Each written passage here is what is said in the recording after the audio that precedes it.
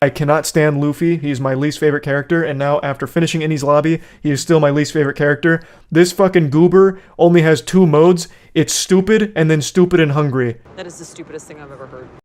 Greetings, fellow mortals. Just a reminder, saying it's just my opinion is for cowards. I won't use it as a shield. You disagree with my takes? Fine. Please get mad and hate me. In fact, fight me in the comment section. I dare you. Now, I like Moist Critical, or Penguin Zero, or Charles, or whatever you know him by.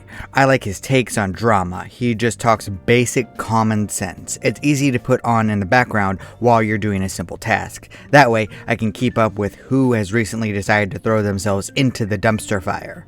I have no problems with him, his content, or his takes. Can't say that I ever particularly go out of my way to see his reviews or anything. While I have a feeling that we have similar tastes on many different things, he always came off as a person who would say things about a story without particularly understanding it. That came true the moment that I watched his comments on One Piece. He really does not like Monkey D. Luffy, the main character of the anime, the consistently most popular character in the character popularity polls, the perspective that we follow from the very start of the series. Cr1tikal called him flat.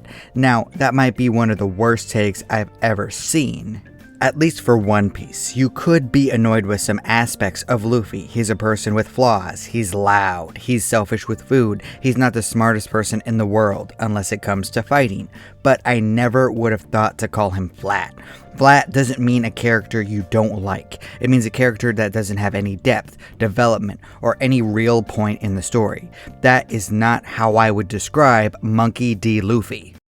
Listen, suck my shut up, listen to me. Suck my you man. Listen, suck my you will be here in the court on Monday. You'll be here sucking my well, listen to me now. Go yourself. Now, you could possibly call Luffy rather static. In terms of personality, he doesn't change a lot in over 1,000 chapters of One Piece. In a lot of ways, he's the same goofy guy as the start. His reactions to strangers are probably the same from chapter 1 to chapter 1001. His determination to chase his dreams may falter, but it never dies. Not to say that he doesn't change at all. He gets stronger, he connects to the people around him, he gains a better understanding of his strength in the grand scheme of One Piece. I wouldn't say that he became smarter, but his understanding of his own abilities deepens. But calling him flat is absurd. The amount of effort the creator Oda put into defining who his characters are is insane. And not just within the story, because he did a great job with that. He has also answered plenty of questions from fans about the Straw Hats' birthdays, their favorite colors, their sleep schedule, their capacity to drink alcohol, and even what their real-world nationality would be. My personal favorite being that Frankie would be American. Thanks, Oda. I don't know exactly what you're trying to say with that, but I feel like it's the biggest compliment you could give us weirdos over here. Whoever you are, thank you. Out of every character within Shonen, I can probably guess how Luffy would react in every single possible situation. His mindset has been established several times over. Now, you might not like who he is. While weird, it's acceptable. Having bad taste isn't a crime. If it was, most people would be in jail. Not me, of course. There are exceptions to every rule. Everyone has haters, of course. Even Monkey D. Luffy, even in canon. So we can compare Cr1tikal to those characters in this case. The average Luffy enjoyer compared to the average Luffy hater. All of this isn't even mentioning what Luffy has gone through personally in his life. I don't see how you could watch his backstories, his reactions to people suffering, and his loyalty to his friends and say that he is flat. There are reasons that he inspires loyalty to everyone in his crew and all of the people that he saves. He picks fights with people who are on a different league from him, all because his friends need him to. He's shortened his lifespan. He's gone through literal hell. He's declared war on the entire world. He's lost people that he cared about the most and got beaten to a pulp on several different occasions, all because the people he cared about needed help. Impressive. Very nice. And all of this without even knowing who Luffy's biological mother is yet, or what the circumstances of his birth were yet. Like, we don't all know that Yoda is just secretly rubbing his hands together menacingly as he plans this all out. I can hear his demented cackles as he reveals possibly one of the saddest backstories ever about whoever Luffy's biological mother is. I mean, it's probably her dying giving birth to him and smiling all the while because she sees visions of the man Luffy will become and the good he does for the world. I'm just getting emotional thinking about it, and it hasn't even happened yet.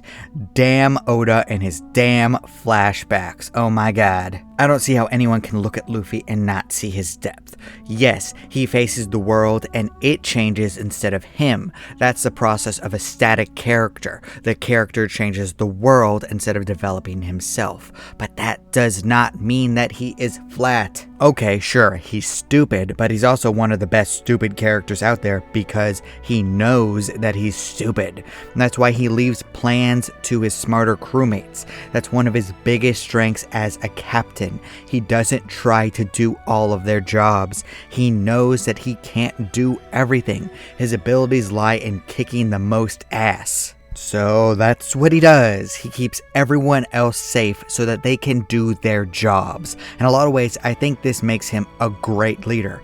How many of us would prefer to have a manager that realizes that he's an absolute moron and just lets you do your work in peace? I'm going to guess that this would be an ideal situation for many of us. I think that pretty much sums it up. Now, all of this isn't to say that Luffy has to be your favorite character ever. One Piece has so many different characters. There are a multitude of big personalities just within the Straw Hats themselves. Personally, my favorite is Robin because of her past, her skill set, and her character development. But there are close to countless characters from other countries, crews, and parts of the world. I could see everyone introduced throughout the story being at least someone's favorite somewhere. That's fine. This one is literally a matter of taste. But saying you don't like Luffy is basically saying that you don't like One Piece. He is just kind of it. Oda constructed everything around him. Luffy is at the center of every single arc. No matter which characters disappear or accompany him, Luffy is right there. I don't know Cr1tikal, but giving this type of statement is basically a cop-out of saying that he doesn't really like One Piece, which is fine. Even the smartest and most collected people in the world have bad takes every now and then. There are plenty of people who don't like One Piece. This is allowed, but it's kind of like saying you don't like the taste of water. It's water, bro. People who critique pure water are weird, like they're addicted to something, whether it be sugar, alcohol, I don't know. I'm not making any judgments here. I'm just some dude. Okay, you went this far, get right to it. You have a problem. Of course, I say all of this as I continue to try to get my wife into One Piece.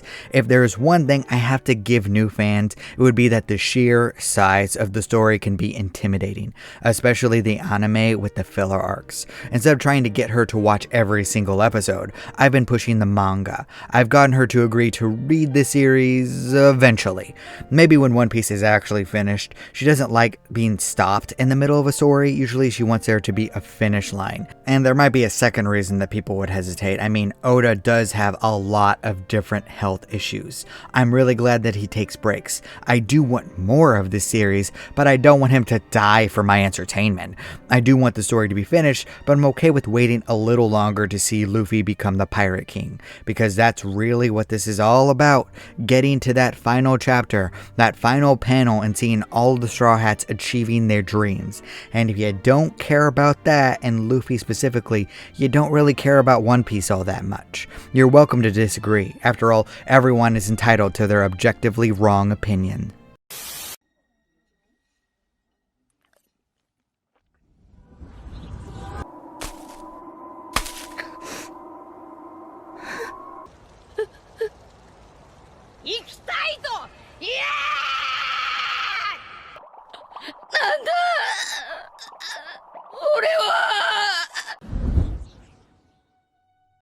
Thank you so much for watching. Please leave a comment down below. I'd love to hear your thoughts and to continue the discussion in the comment section. And please consider giving my books Above Heaven, Dance of Frozen Death, and Vows of Blood and Honor, which will be released in September, a chance.